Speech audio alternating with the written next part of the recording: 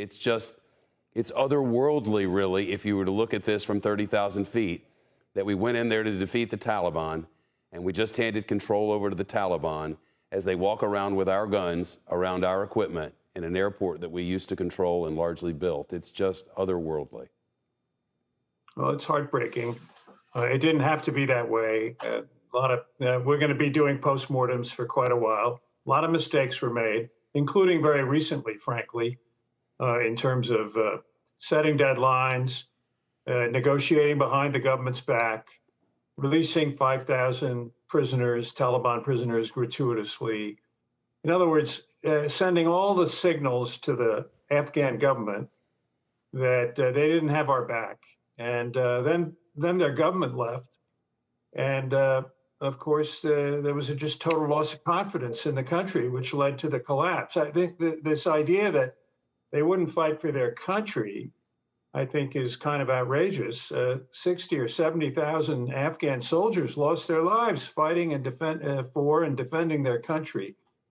And I think with the right kind of support from us, and I think we'd reached an adequate level of support and sustainable level of support for them, a small presence, but logistics and intelligence support, we could have kept the lid on. You really think that? But that's because the not reason to that they haven't been shooting at us for the last year is because they developed a pact saying 1st of May we're out. Don't shoot us until we get out. That deadline was extended until tomorrow.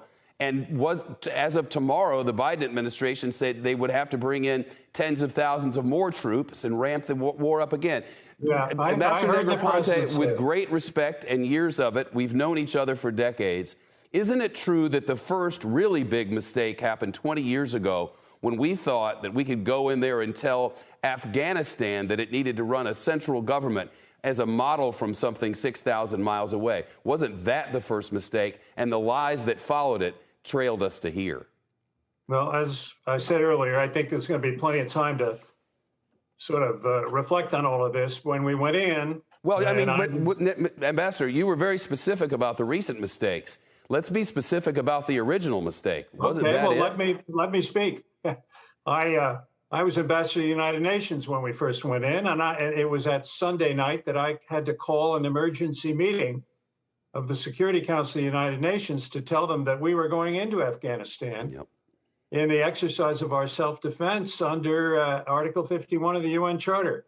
And we did that. We dislodged the Taliban, and I think we achieved our initial objective. I think you're right, and honest people can differ on this, but I think you're right to say that then there was a sort of a mission creep that went beyond counterterrorism. And I think we started getting into the business of trying to build up their country, create institutions, nation building, as it was called, and so on and so forth. And that led to, other mistakes in other situations. But yeah, you're right.